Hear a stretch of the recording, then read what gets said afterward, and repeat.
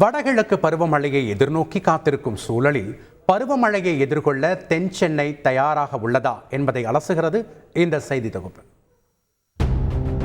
சுமார் 15,000 ஏக்கரில் பரந்து விரிந்து காணப்பட்ட சதுப்பு நிலம் காலப்போக்கில் பள்ளிக்கரணை சதுப்பு நிலத்தில் கட்டப்பட்ட குடியிருப்புகள், பெருங்குடி குப்பை கிடங்கு உள்ளிட்ட மாநகர் வளர்ச்சியால் 1500 ஏக்கராக சுருங்கியது. கடந்த 2015-2023 பெருவெள்ளத்தில் பள்ளிக்கரணை சதுப்பு நிலத்தை சுற்றிய வேலுச்சேரி, மேடவாக்கம், பள்ளிக்கரணை, நாராயணபுரம் உள்ளிட்ட பகுதிகளில் வெள்ள நீர் நாள் கணக்கில் தேங்க இதுவே காரணமாக அமைந்தது. இதனாலேயே பருவமழை காலம் என்றாலே பீதி தொடங்கிவிடுகிறது தென் சென்னை வாசிகளுக்கு.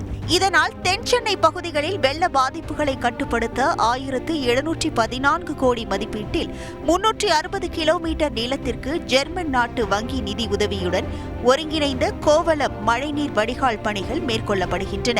ஆனால் மழைநீர் வடிகால் பணிகள் மேற்கொள்ளப்பட்டாலும் பெரும்பாலான இடங்களில் மழைநீர் வடிகால்கள் ஒரு சேர இணைக்கப்படாததால் பீதியே நிலவுவதாக தெரிவிக்கின்றனர் மக்கள்.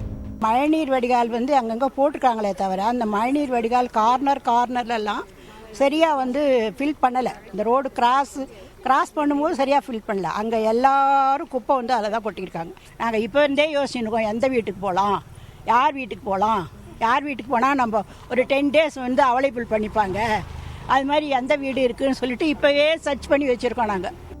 அதேபோல் பள்ளிக்கரணை சதுப்பு நிலம் உட்பட நீர் வழித்தடங்களில் ஆகாய தாமரை அகற்றுதல், தூர்வாறுதல் உள்ளிட்ட பணிகள் மேற்கொள்ளப்பட்டு வருகின்றன.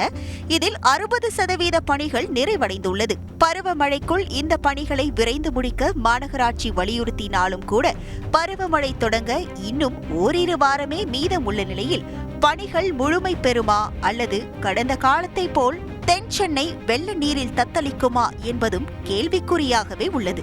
முக்கிய வடிகால் அமைப்பான பள்ளிக்கரணை சதுப்பு நிலத்தில் ஆகாய தாமரை அகற்றுவது, பல்வேறு ஏரிகளில் இருந்து வரும் வெள்ள நீரை எளிதில் வெளியேற்றும் வகையில் சதுப்பு நிலத்தில் தேங்கியிருக்கும் வண்டல் கழிவுகளை அகற்றும் பணி முழுவீச்சில் மேற்கொள்ளப்பட்டு வருகிறது. ஆனால் கழிவுகள் அனைத்தும் அதே சதுப்பு நிலத்தின் வெளிப்புற பகுதியிலேயே கொட்டப்படுவதால் பருவமழை காலகட்டத்தில் முதல் மழைக்கே வண்டல் கழிவுகள் முழுமையாக சதுப்பு நில பகுதியில் கலக்கும் அபாயமும் உள்ளது. எனவே மாநகராட்சி சார்பில் மேற்கொள்ளப்படும் வெள்ள தடுப்பு பணிகள், நீர்வளத்துறையின் சார்பில் மேற்கொள்ளப்படும் பணிகள் அனைத்தும் முறைப்படுத்திட வேண்டும் என பொதுமக்கள் கோரிக்கை வைக்கின்றனர். இந்த ஆண்டு அக்டோபர் 3ஆம் வாரம் வடகிழக்கு பருவமழை துவங்க சாதகமான சூழல் இருப்பதாகவும், கடந்த ஆண்டை காட்டிலும் நடப்பாண்டில் வட மாவட்டங்களில் இயல்பை காட்டிலும் கூடுதல் மழை பெய்யும் என வானிலை ஆய்வு மையம் எச்சரிக்கை விடுத்திருக்கிறது.